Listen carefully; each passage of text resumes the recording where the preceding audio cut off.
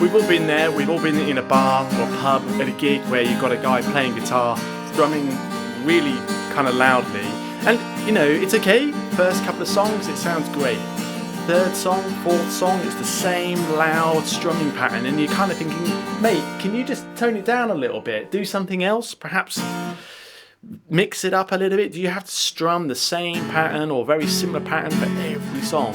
Why not mix it up a little bit, create some variation, create some dynamics, some different styles, perhaps get that plectrum and put it aside, and why not think about using your fingers and start using a bit of more of a finger picking, fingerstyle technique. Today I'm just going to briefly show you the evolution of my playing from strumming all the way through to a more Travis picking style. Let me know what you think. If you like the content, then please subscribe.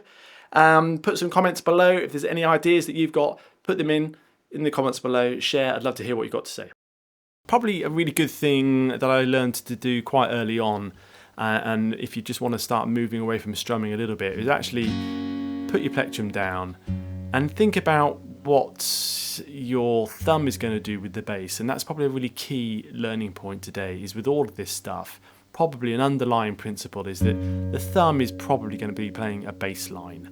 And that's one of the really nice things about fingerstyle and finger picking, is you can start picking out or separating out the bass line from the harmony parts and the melody parts. We're going to be playing the bass line with the thumb, and this first technique is then just using the backs of the fingers to replace your plectrum. Really, it could be several fingers or you could just do one finger, depends on how you want to do it, what you're comfortable with.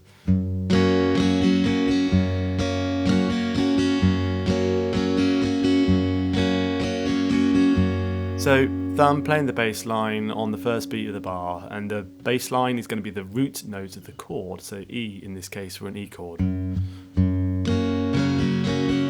2, 3, 4, 1, 2, 3,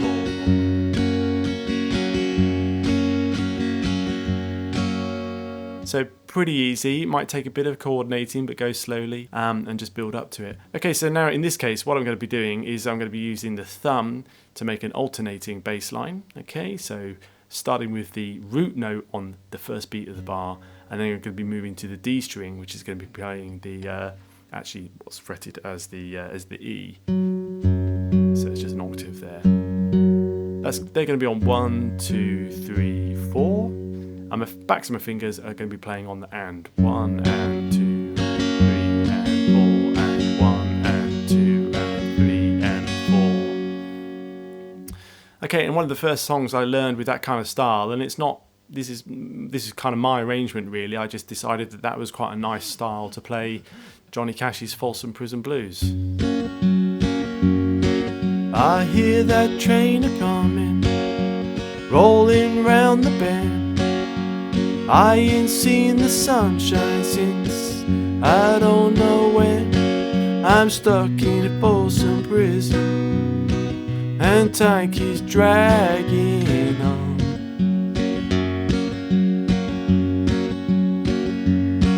I hear that train a-comin' down on the San Antone. So something like that, and with the A chord, you can alternate by playing the root note on the first beat of the bar on the A, and then up to the E.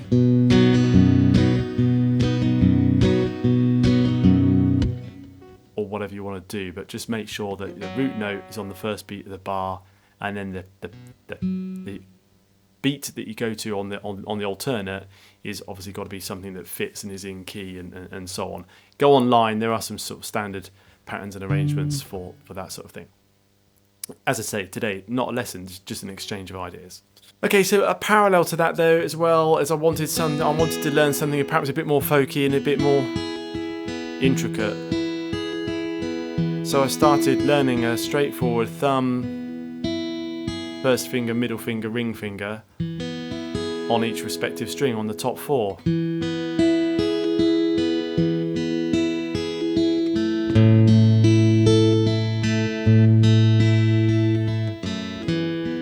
And of course, an ideal song for that is Everybody Hurts by R.E.M, which is pretty much what that is. That might take some time to get used to. You could just sit on the sofa with the guitar, do something else, watch some TV, whatever it might be doing. Just sit down and practice that until it's consistent and even. I've been doing recently a Led Zeppelin song, "Babe, I'm gonna leave you."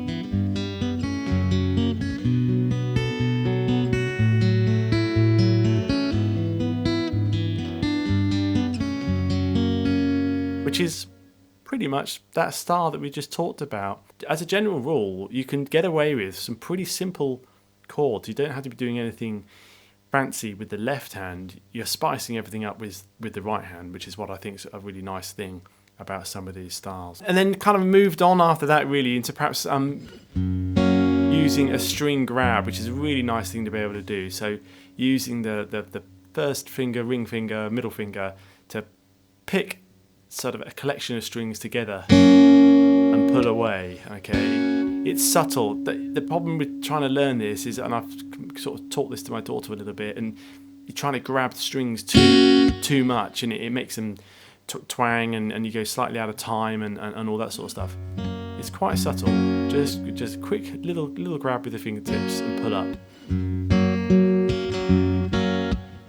So what sort of style would I play with this? Let's have a think.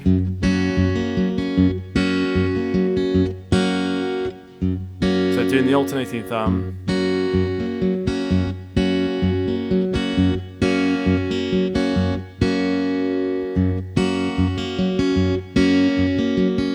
Now I think it's really important as well. I know some people might put in the comments, can have a you know, what's the tab? What's the picking pattern? What are you playing there? Now I could give that sort of information, but I think it's also really important that you learn and perhaps experiment and come up with some of these as your own styles. I've not, to the best of my knowledge, I've not copied these from anyone else. I've just applied some basic principles and kind of learned them myself really. So the basic principles are, as I say, making sure that your thumb is playing the root note as the bass line on the first beat of the bar, alternating consistently 1, 2, 3, 4 if you're going to use an alternating pattern. It's a case of kind of making these things up yourself, you know. I mean, just have the freedom to kind of perhaps, you know, write down your own picking pattern, draw out your own tab, and why not? I mean, actually, in many respects, tabbing out these patterns are quite easy. You can put a bass line on 1, 2, 3, 4 of the bar, and then work out what you're going to play on the offbeats, and perhaps design your own patterns. I would definitely recommend doing that. That would be a really good way of learning this sort of stuff. Applying them to a song is a really good idea if you can.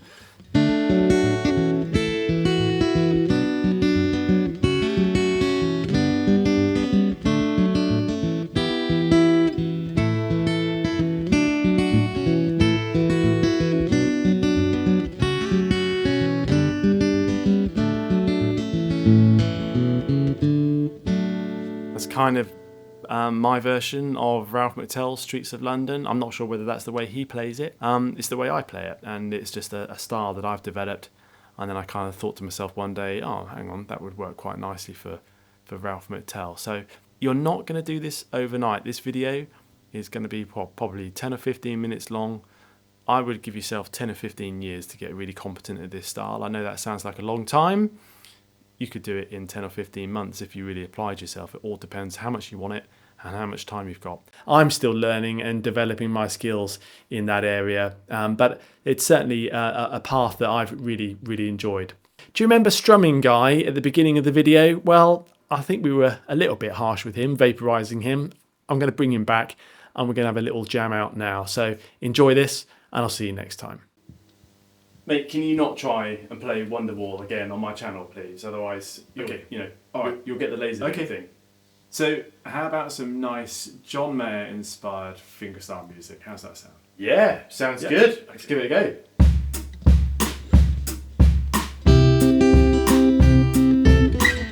Yeah, nice.